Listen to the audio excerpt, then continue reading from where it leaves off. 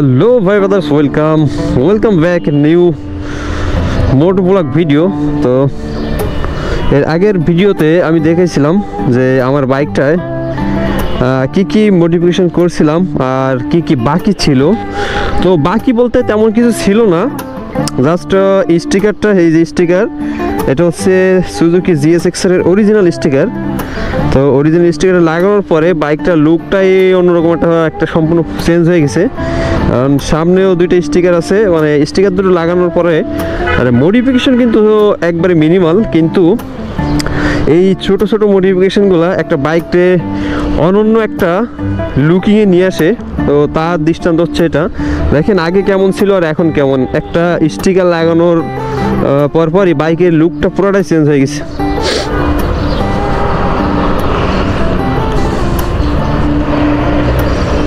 এখানে আবার বাস ঢুকাইছে কিল লেগে। যাই হোক, এখন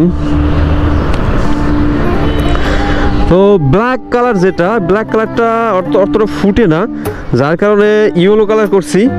তো ব্ল্যাক কালারটা মানে চোখে বাজে না ওরকম, কিন্তু ইয়েলো কালারটা করার পরে মানে দূর থেকেও বাইকটাকে চোখে বাজে আর অন্যরকম একটা গর্জিয়াস একটা লুক পাওয়া যায়। তো যাই হোক, আমার কিন্তু কাগজে কিন্তু আবার হচ্ছে ব্ল্যাকই আছে। তো কাগজে ব্ল্যাক থাকলে সার্জেন্ট মামলাও দিতে পারে। তো তার জন্য অবশ্যই আমাকে এটা বিআরটি থেকে পারমিশন নিতে হবে, আর বিআরটি থেকে পারমিশন নেওয়া যায় কাস্টম কালার করুন। আর যে কালার করেন, অনেকে জানে না যে বিআরটি থেকে একটা বাইকের অথবা যে কোনো গাড়ির কালার করা যায়। কালার মানে কাস্টম কালারের জন্য অ্যাপ্রুভাল নেওয়া যায়, এটা অনেকেই জানে না। তো এটা কিন্তু বেশি টাকা খরচ হয় না, হয়তো বা সামথিং 2200 প্লাস সামথিং, 2200 বলতে টোটালি 3000 টাকা কস্ট ধরে রাখতে হবে। তো 3000 টাকা হলে একটা বাইকের কালার পরিবর্তন করা যায়, হ্যাঁ, বিআরটির অ্যাপ্রুভাল নেওয়া যায়। যা একবার অ্যাপ্রুভাল নিলে সার্জেন আর কখনো মামলা দিতে পারবে না। কিন্তু অনেকে কি করে, কাস্টম কালার করে ঠিকই, এত টাকা দিয়ে কাস্টম কালার করে ঠিকই, কিন্তু আর 3000 টাকা দিয়া কিংবা 4000 টাকা দিয়ে আর এই গাড়িটার কালার বিআরটি থেকে এখনো পারমিশন নেয় না, যার কারণে একটা 3000 টাকার পরিবর্তে সে 5-10 হাজার টাকার পর্যন্ত মামলা খেয়ে যায়। তো যারা এই বিষয়টা জানে না, তাদের জানানোর সুবিধার্থে আমি আজকে এই বিষয়টা বললাম। তো যারা হচ্ছে কাস্টম কালার করেন, কিংবা ওইখানে অনেক ধরনের কাস্টম কালার অপশন থাকে, যেমন ইয়েলো, তারপরে ইয়েলো গ্রিন কাস্টম, মানে তুমি যে কালার করবা ভাই সেই কালার করতে পারবা। ওই অপশানে ঢুইকা আমি নিজে দেখছি অনেকগুলো কালার, এভরিথিং কাস্টমাইজ করলে যে কালার পাওয়া যাবে, মাল্টি কালার সব কিছু কালার ওখানে আছে। যেটা সেট করবেন সেটা হবে, কিন্তু ওখানে একই, ওই যে ফিস যেটা, সেটা কিন্তু একই থাকবে। তো যাই হোক, যারা ভাই কালার করো, তাদের উচিত হবে যে বিআরটি থেকে অ্যাপ্রুভাল নেওয়া, কারণ অ্যাপ্রুভালটা নিলে কোনো সার্জেনের মামলা দিতে পারবে না। আমি নিব, কিন্তু বাইকটার মালিকানা এখন আমার নামে নাই, এই জন্যে আমি হচ্ছে কালার করতে পারতেছি না। তো বাইকটা আগে সর্বপ্রথম মালিকানা করি নাই, এতদিন চালাইছি 4-5 মাস যাবত প্রায়। তো মালিকানা আমি করি নাই, মালিকানা করব খুব শিগগিরই। আর মালিকানা করার পরই আমি এটাকে কালারের পরিবর্তনের জন্য আবেদন করব। তারপরে তো আর কি, মডিফিকেশন আরও অনেক বাকি আছে। তো একটা বাইক মডিফিকেশন করতে গেলে কম টাকার প্রয়োজন না। মডিফিকেশন বললেই মডিফিকেশনটা আর্ট। যেমন হচ্ছে এখানে অনেকগুলো মডিফিকেশন করা যায়। যারা জিএসএক্সআর বাইক চালায়, তারা একটা বাইকে 4 লাখ 5 লাখ পর্যন্ত বাইক কিনে ভাই 5 লাখ টাকা দিয়ে আবার 5 লাখ টাকার মডিফিকেশন করে। এর ভিতরে সবই সম্ভব। এখানে মডিফিকেশন করতে চাইলে অনেক কিছুই করা যায়। যেমন আমি স্টক যেভাবে আছে সেভাবে চালাচ্ছি। এখানে ফুট রেস চেঞ্জ করি নাই, তারপরে হচ্ছে এখানে হ্যান্ডেল বার চেঞ্জ করি নাই, এখানে একটা শার্পের হ্যান্ডেল বার লাগানো যায়। তো এরকম অনেক কিছু মডিফিকেশন করা যায় ভাই চাইলেই, কিন্তু একটা বাইকের মেইনটেনেন্স কস্ট, এইগুলো বাইকের মেইনটেনেন্স কস্ট অনেক বেশি, হ্যাঁ, অনেক বেশি। এগুলো কি বলবো, মাস শেষে দেখেন ভাই কি জুতো পরছি আমি, এই জুতোটাই পরছি। এই জুতোটার দাম হচ্ছে 100 থেকে 150 টাকা। তো 150 টাকার জুতা একটা আমি পরি, অথচ একটা বাইকে আমার পার মান্থে খরচ যায় ন্যূনতম মোটে না হইলেও সব কিছু মিলে একবারে সর্বনিম্ন, বাইক না চালালেও সর্বনিম্ন 5 থেকে 7 হাজার টাকা আমার একটা বাইকের পিছনে যায়।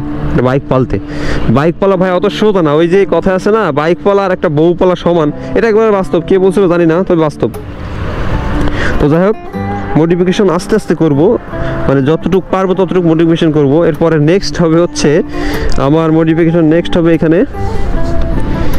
এখানে একটা ডিস্ক, যেটা হচ্ছে সিএনডি ডিস্ক, ওই সিএনডি ডিস্কটা লাগাবো। আর সিএনডি ডিস্ক লাগালে বাইকের পুরো লুকটা চেঞ্জ হয়ে যাবে।